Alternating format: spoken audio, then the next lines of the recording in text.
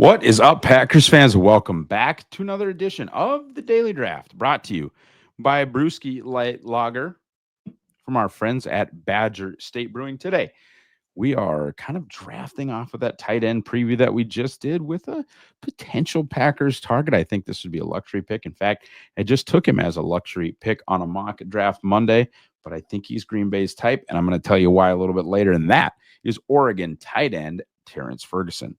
Pros, he is the type of athlete that wins at the tight end position. Musgrave and Kraft are freaks. Now, has Musgrave turned out exactly the way you want to? I don't know. I mean, I've seen what I hope to see in the instances that he's healthy, right? Seam stretcher, downfield target, all those things. You'd like him to stay on his feet a little bit more, but he's shown everything he could show. Kraft has been above and beyond, I think, what realistic expectations could have been. But guys, Kittle is a freak. Kelsey is a freak. Dallas Goedert is a freak. Njoku is a freak. Hawkinson is a freak. Evan Engram is a freak. The list goes on of these 9.3 these 9.3 RAS guys and above. It's so few poor athletes. It's a very demanding position, and so few poor athletes end up at the top of the spectrum as far as the tight end position is concerned. It's kind of like pass rusher in that way. Tight end is a freak's position. Productive football player, though. It's not just freakish athleticism. He's got the production with a nose for the end zone. He's got 16 college touchdowns, but he's a 30, 40, 50 reception guy in a shorter college season. You know, in an 18-game NFL season, that extrapolates to 50, 60, 70 catches. He's a productive player. He's got a great frame with long arms. I think he was 243 or 244 at the combine.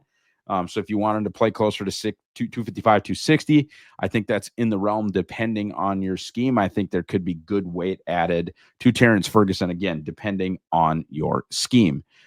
He's got a great feel for zone coverage, understands both while, in what I would call stationary routes, curls, things of that nature, or even the scramble drill, just stopping and finding a zone like, hey, I'm open. Or he understands also like proper route leverages against zone coverage and where the quarterback's looking to throw the ball, where the defense is going to be soft. So he understands, also in motion type routes as well in zone coverage, not just, okay, I'm going to find a hole in a zone and sit down, but he's also good at that. He can and does play all over the offensive formation. You can flex him out. He's a little tall for like a fullback hybrid or like an H-back, but he can play wide tight end for you attached to the formation if that's what you're looking for. He's got very, very solid, very, very dependable hands. The drop rate for his career is right at 5%, which is exceptional. A 5% drop rate is very, very good and very above average. I'll say this about his run blocking. He gives a crap. He's not a dominator, but he does enough that it isn't a red flag, neon sign, hey, we're throwing it when he's in the game. And I think sometimes, with some of these bigger, skinnier tight ends that are unwilling to block, it's like, oh, hey, it's a run when X tight end comes in the game, and oh, hey, it's a pass when Y tight end comes into the game. Not literally the positions on the field, X and Y, but I just mean like, okay, Mercedes is in the game. This is probably a run. Oh, goodness, Musgrave is in the game. It's a pass. And I know those two maybe weren't on the same team at the same time, just that type of player, right? If you have Jimmy Graham would be a great example, not running behind Jimmy Graham. You would run behind Mercedes Lewis. I think they threw it to him like 6 times. You want somebody that can do both. I think Terrance Ferguson could be that guy. You know what you guys should do is buy the darn Green Bay draft guide powered by Packer Report. Awesome stuff in there. There's going to be a 7-round Packers mock. There's going to be my Packers specific big board, Jacob Morley's tiering system. There's going to be feature articles in there about the Packers. It's just the best thing for you to have. The drafts in Green Bay, buy the guide. It's the year to be locked in on the draft. No, the Packers don't have 10 or 11 picks like they have in the past, but it's an important season. Green Bay looking to take that step in a loaded division. Buy the guide, man. Be the smartest one at the bar when you guys are taking your friends, or if you're headed up to Green Bay, be the smartest one in your friend group. Use promo code DAILY for $1 off. Cons, not a dominator in the run game. I just said, I think gives a crap. He's adequate. That is the best that I could do. I wasn't going to just completely dog, and it is a positive. It should be viewed as a positive that he does try. when he's run blocking, but he's not a dominator, especially for a guy who's that big. Not good enough in contested catch situations for a player of his size, and he's not a great separator for an athlete of his caliber. He should be more open. Teams may have to scheme him open, often like Green Bay does with Tucker Kraft. Kraft gets the ball a lot.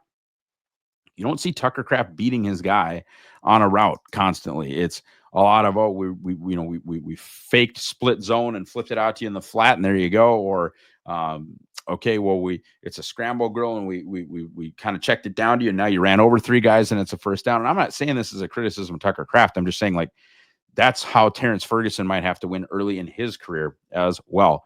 And he's not a great yak player unless he's running through your face, though that is occasionally successful. Guys, head over to Badger State Brewing during draft week. Draft week, you say, yes, draft week. There are really fun activities starting at Badger State on April 22nd and running all the way through the weekend. So go to Badger State and enjoy food trucks, enjoy awesome Wisconsin beer, enjoy their old-fashioned station, and I think even enjoy some live music. Go check out everything that's happening at Badger State during draft week. Packers fit. I think he definitely fits into what they've been doing lately as far as being an elite level athlete. I think he could step in for Kraft or Musgrave if they end up not re-signing, if they don't do a big, long extension. And it's worth keeping in mind that he would be 2 years off of their contract timelines, right? Both Kraft and Musgrave are entering year 3 of their rookie deals. Neither were a first-round pick, so neither of those has a fifth-year option. Gives Green Bay a little bit of insurance. Plus, you can do some fun personnel packages, I think, with all three guys. Or I think Ferguson would provide some depth. It's not like Musgrave and Kraft have been the pinnacles of player health during their Packers careers. I think it could make some sense. And of course, the West Coast is the best coast as far as the Packers are concerned.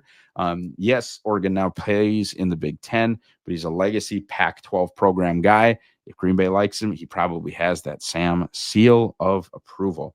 Overall, for me, he is my 81st overall player. He's got a solid third-round grade. I think he could be a real player in this league. I think he could be a true two-way tight end. And honestly, guys, I have almost the exact same grade on him as I had on Tucker Kraft coming in. Very similar ranking as well. They have slightly different strengths and weaknesses coming out, but I could definitely see the Green Bay Packers interested in Terrance Ferguson. Goodness gracious, folks. Let's keep it short. Let's keep it sweet. Drink Badger State beer, buy the draft guide, and go Pack Go.